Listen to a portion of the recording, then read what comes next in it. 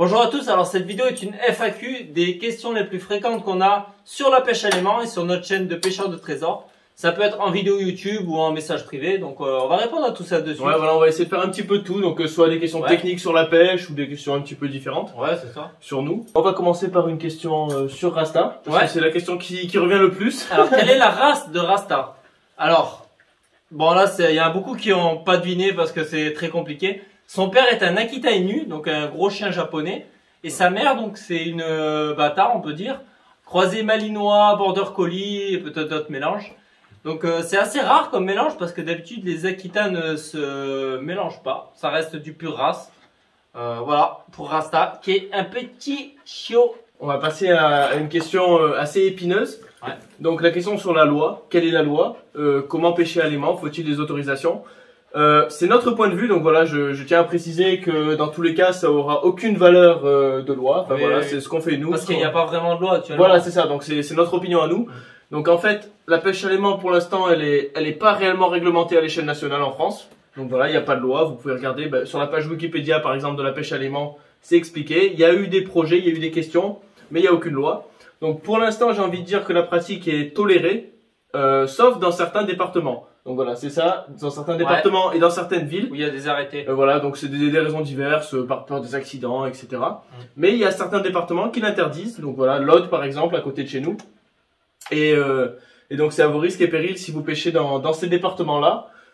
Sinon nous, en termes d'autorisation et tout, quand on peut, dans la mesure du possible, on en demande. Mais c'est vrai qu'il arrive assez souvent aussi d'aller pêcher comme ça, sur un coup de tête, sur un endroit spécial. Et voilà, comme il n'y a pas de loi, il n'y a pas de problème non plus. La plupart des policiers que nous avons croisés nous ont dit que c'était très bien comme pratique de ne pas hésiter à les appeler si on trouvait des armes ou des cadavres encore pire.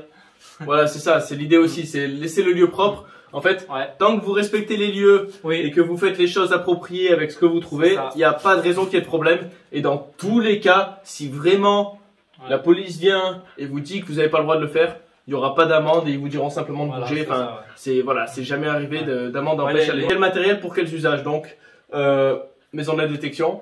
Ça, pour nous, c'est pas de doute parce que leur fournisseur, c'est Magnétar. Donc, bien sûr, voilà, c'est les meilleurs aimants du marché. C'est les leaders et j'ai même envie de dire, c'est un des pionniers dans la pêche à l'aimant, Magnétar. La personne qui a fondé la compagnie, c'est quand même celui qui a presque créé la pratique de pêche à l'aimant. Ils savent de quoi ils parlent. Ouais, et aussi maison de la détection parce que pour nous, c'est les meilleurs en termes de service client, délai de livraison et matos. Et pour les 360 degrés qui sont les meilleurs aimants pour nous. Voilà, c'est ça. Donc 360 degrés qu'on recommande notamment pour les coins dans lesquels il y a de la vase. Ouais. Et peut-être qu'en rivière, quand il y a beaucoup de rochers, c'est aussi intéressant de pêcher avec des doubles faces. Oui, voilà, c'est vrai que nous, on a pas mal fait les deux, on avait souvent les deux avec nous. Comment décrocher un aimant? Ah, ça, quand on est coincé, que faire? Alors, je te laisse commencer sur l'aspect technique, t'es peut-être plus calé. Alors, la première astuce, c'est de changer les angles. Ça peut être même tirer en bas, tirer d'un peu plus haut, partir à gauche, à droite, l'autre rive si c'est possible. Et si ça fonctionne pas en tirant de toutes nos forces de tous les angles, il reste la dernière solution, c'est plonger. Alors là, attention, bien sûr, il faut plonger quand c'est possible. S'il y a trop de courant, si c'est trop profond, c'est pas la peine. Si vous n'êtes pas formé à ça. Voilà, c'est ça. Donc l'idée, c'est déjà, si vous pêchez sous un pont, ce qui est le cas le plus fréquent, tirez d'en haut du pont si jamais vous allez en face. Ou aller en face, ou faites ce que vous pouvez pour changer de rive. 90% du temps, ça débloque. Et sinon, il y a aussi d'autres problèmes. L'aimant peut se coincer à la berge. Donc voilà, on va insérer des photos là. Les berges en acier, et ça peut être parfois des aciers très denses. Voilà, c'est ça. Donc c'est proche de la fonte et c'est de plus en plus fréquent, notamment sous les ponts. Donc quand c'est des ponts par exemple autoroutiers, etc. Surtout. Voilà, il y a tendance à y avoir beaucoup de ferraille sur les bords. Il faut quand même tirer fort. C'est une technique qu'on a expérimentée nous-mêmes. C'est saturer l'aimant.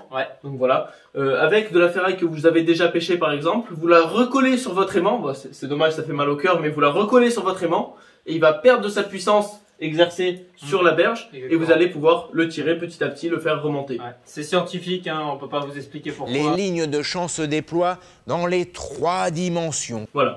Et sinon, il y a aussi le moyen justement de plonger, de mettre vos pieds contre la paroi en fer, saisir votre aimant et hop, vous poussez. Pas tirer de face, mais tirer avec un petit angle de côté pour que l'aimant s'arrache progressivement de la paroi. Alors on a souvent cette question, j'espère que vous êtes vacciné contre le tétanos.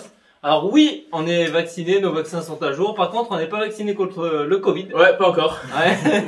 Vous avez intérêt à avoir vos vaccins. Ouais, attention aux vaccins et attention aux équipements aussi, les gants, dans la mesure du possible. Déjà des chaussures fermées, mais et une trousse de soins aussi. Trousse de soins, chaussures de sécurité si possible ou chaussures bien costauds. Ouais. Ensuite, j'ai une question pas mal qui m'intéresse bien. Le ferrailleur. Donc, comment faire chez le ferrailleur? Ouais. Alors, nous, on a la chance d'avoir un assez grand garage et donc on stocke beaucoup de ferraille avant d'y aller.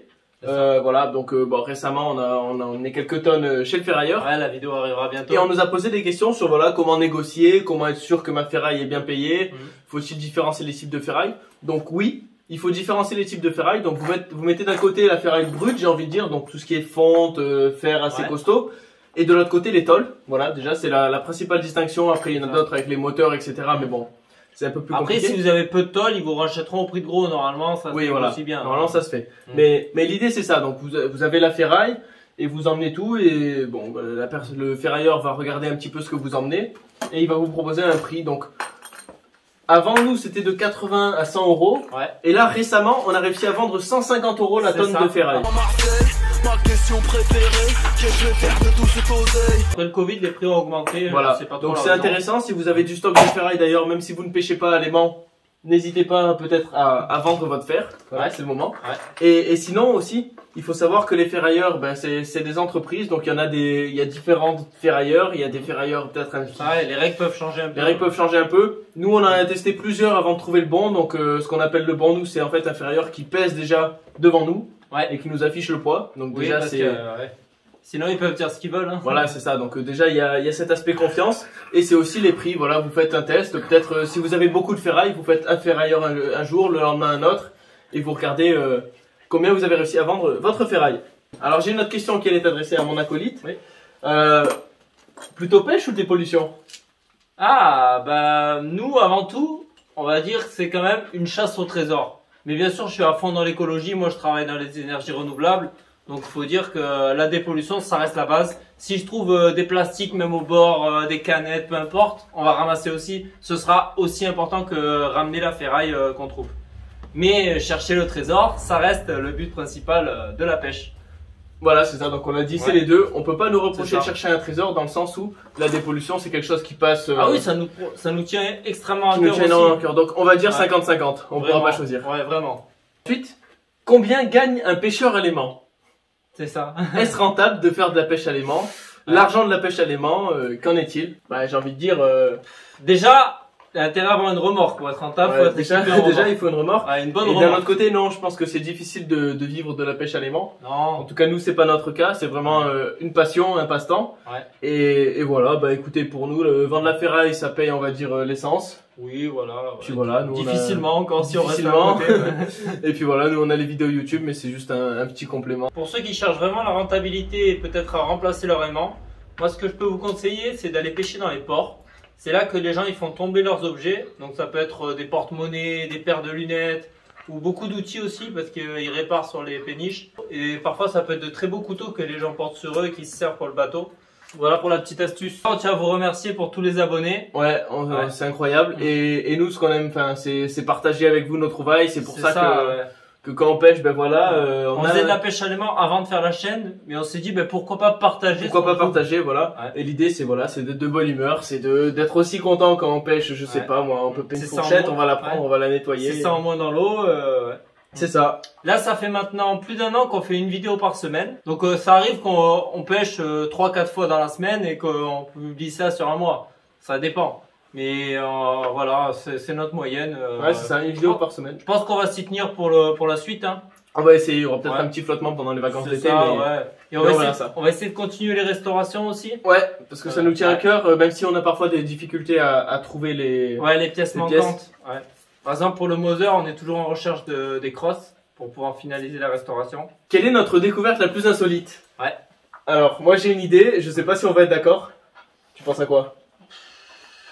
Bah après c'est lambda moi, donc j'ai pas trop d'idées, il y en a plein qui se valent. Ok, je peux proposer un truc, tu dis? Ouais. Moi je pense à notre pêche dans le 93, quand on a sorti le sortilège. Ah oui. Le sortilège. Ouais, quand même, ouais. Tu valides? Vu l'histoire qu'il y a derrière, oui. En soi l'objet était pas fou, mais... Bah voilà, c'était juste un cadenas avec une photo et des écritures. Ouais. Mais quand on pense à l'histoire, quand on pense à ce qui s'est passé ensuite, de retrouver la personne avec TikTok, etc. Enfin voilà. Ouais. Donc voilà, je vous invite à regarder cette vidéo. On la met en écran de fin, comme ça c'est fait. Ensuite, bah, justement, quelle est votre meilleure trouvaille? Alors, meilleure trouvaille pour nous, bah, ça va être les 4 fusils olympiques quand même. Là, franchement, à battre. J'ai même envie de dire, qui c'est qui a fait mieux en pêche à l'aimant, les gars? Bah, surtout dans le sens où, mieux ça doit arriver. Parce qu'on n'a pas non plus la science infuse, on sait pas tout ce qui a été fait. Non, et même la personne qui a remonté un truc, souvent ne sait pas l'histoire. Oui, voilà. Nous, on a eu la chance de pouvoir retrouver le propriétaire, connaître l'histoire de ces fusils un minimum. C'est surtout ça qui nous a plu. C'est ça. Et puis aussi l'idée que, on a vu des autocollants sur ces fusils, donc il y avait JO de Zurich, il y avait plein de trucs. Et nous, on croyait que c'était juste, peut-être des autocollants qu'on nous prête et qu'on colle. Ouais, voilà. Mais en fait, pas du tout. Ces autocollants, c'est des autocollants qui attestent, en fait, du contrôle de l'arme avant la compétition. Donc c'est des carabines de tir sportif qui ont vraiment fait ces compétitions. C'est ça. Et là on s'est dit, ah ben oui, la trouvaille, elle pesait. Là oui, il y a quelque chose. En plus, ça valait cher, ça avait du sentimental, il y avait tout ce qu'il faut dans ce qu'on recherche. Et d'ailleurs, ça me fait rebondir.